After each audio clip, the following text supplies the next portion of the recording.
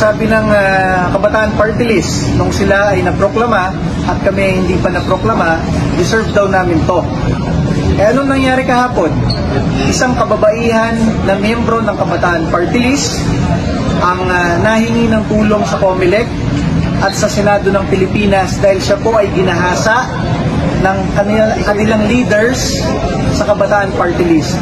Nananawagan yung miyembro ng Kabataan Party List at nahingi siya ng tulong dahil hindi siya pinapansin ng Kabataan Party List at kahit ng Gabriela Party List sa kanyang reklamo na siya po ay ginahasa ng kanilang leaders sa Kabataan Party List. Bakit hindi magsalita itong mga kongresista ng Kabataan at Gabriela na laging nagrarally patungkol sa karapatan ng kababaihan at ng mga kabataan?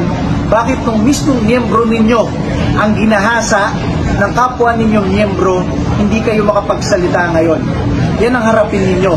Dahil kapag hindi nyo hinarap yan, kasinungalingan at pagiging ipokrito yung pagrarally ninyo patungkol sa karapatang pantao at karapatan ng mga kababaihan at kabataan.